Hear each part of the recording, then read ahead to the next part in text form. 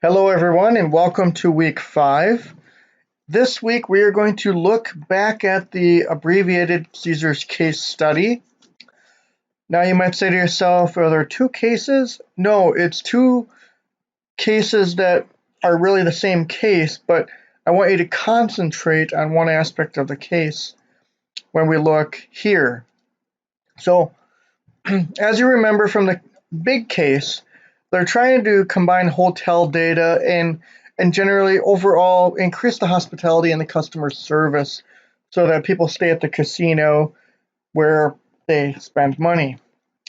So, yes, you've read this in week 1. We're going to go back to it now because this is what you're looking at is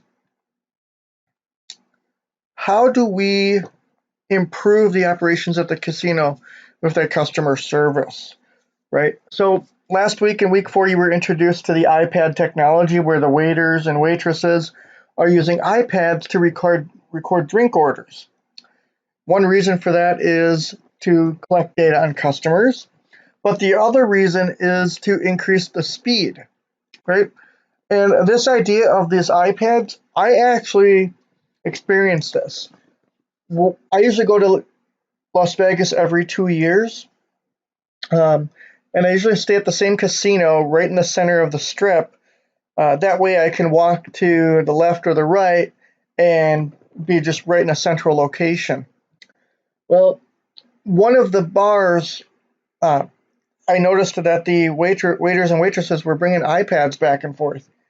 And the reason for that was to increase the speed and increase the accuracy of drink orders. Because what would happen is the waiter or waitress would record the drink order from the person at the slot machine or the roulette table, whatever it is, and it would transmit it to the bar that was covering that part of the casino.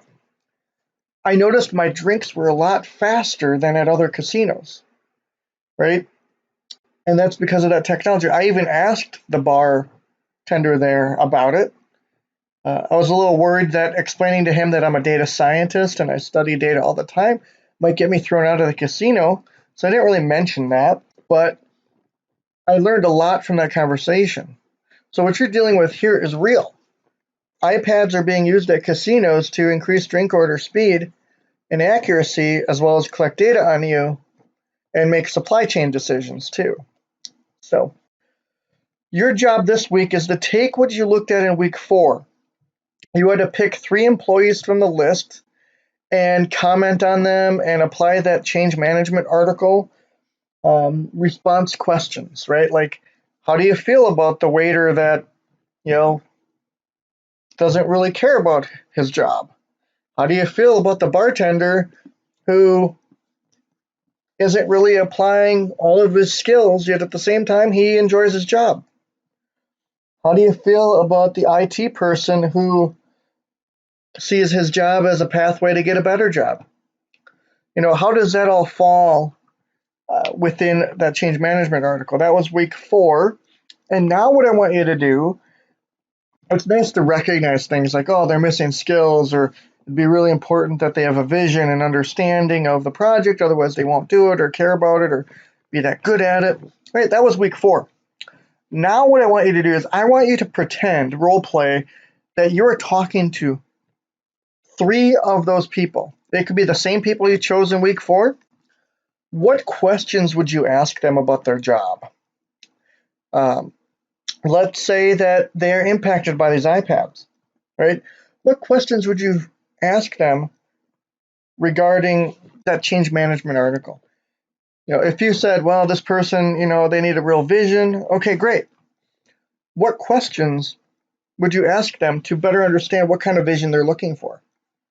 Knowing that you're not going to get the answers because this is purely an academic exercise, but what would you ask? What would you ask that waiter or waitress, right? I mean, I'm going to throw a name out there, but one of the students in class is a waitress at a tourist place.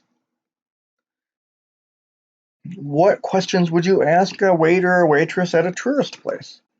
Like a casino is a tourist place. What would you ask?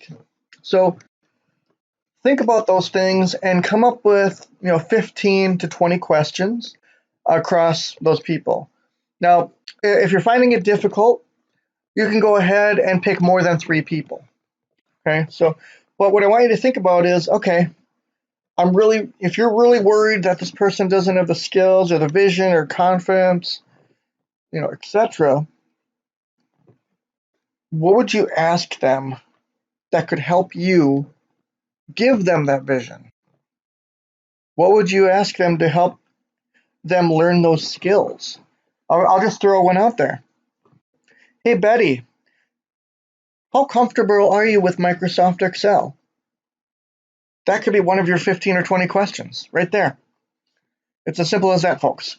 The business analyst starts small because if Betty says, oh, I'm not comfortable at all, like, okay, well, that gives you an idea that you might have to have some training on Excel, like basic Excel. But if she's like, oh, I use Excel at home to keep a budget going with my husband and I, or my boyfriend, or whatever it is.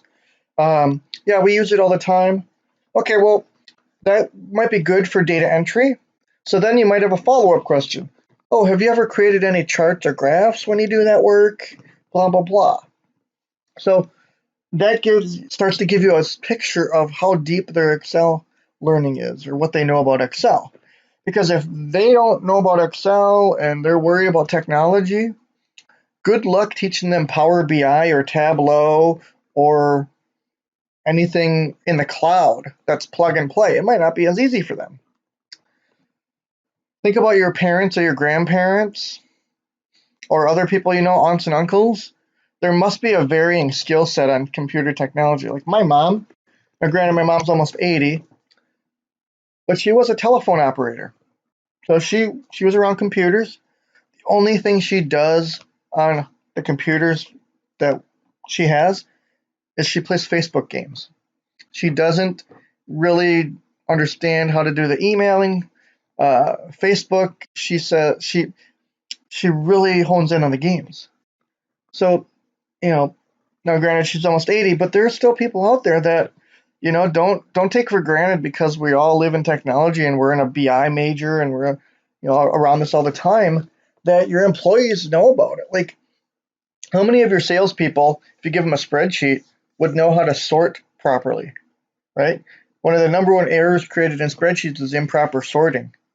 You sort 2 columns when you thought you were sorting all 20 of them. Now only 2 columns are sorted and everything is disjointed. So think about those things. This is meant to be an exploratory application activity. It's not meant to be hard. It's not meant to, require you to do 10 hours of research or travel to a casino to monitor employees. It's really meant to, okay, these people do these kinds of jobs. We're looking at iPad technology. We want to do it for this purpose. We want to increase customer satisfaction. What questions would you ask those people that you've selected? And if you want to do more than 3 because it helps you get to your 15 or 20 questions, go right ahead. But again, this is meant to be fun. So.